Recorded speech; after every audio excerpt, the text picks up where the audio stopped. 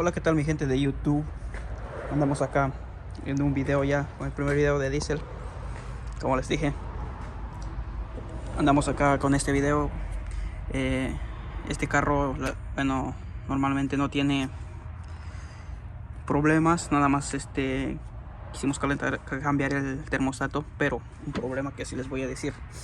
Ustedes checan, el motor se empieza a temblar mucho, como que si tuviera un misfire, pero no es el misfire.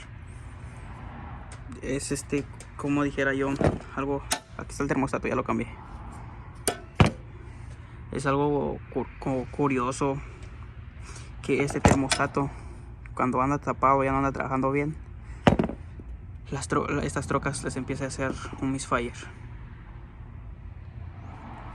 Suena como que ¿por qué o qué, verdad? Pero ese es el problema, mis amigos, que algún día, si a ustedes se les pasa eso, que andan sus trocas dando problemas con misfires y luego le ponen el escáner y nada, y eso va a ser. Traten de cambiar el termostato y van a ver que eso va a ser. Si les ayuda en algo, pues ayúdenme también ustedes con un like o con una suscripción y todo.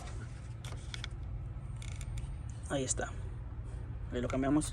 Tiene 3 ochos y pues el último que está hasta allá, traten de sacarlo con un imán para arriba, porque si no se les cae para abajo y ya valieron. ¿Y por qué les cuento esto, mis amigos, que puede dar ese problema? Bueno, porque trabajamos en puras diésel también. Es raro que estaba haciendo de gas allá afuera, pero acá trabajamos en puras diésel. Y entonces, como ven, a esta 2019 que está allá, le vamos a cambiar el chasis. Y acá tenemos otra. Y hasta allá a la esquina está otra. Y pues sí, les mostraré por afuera. Hay más.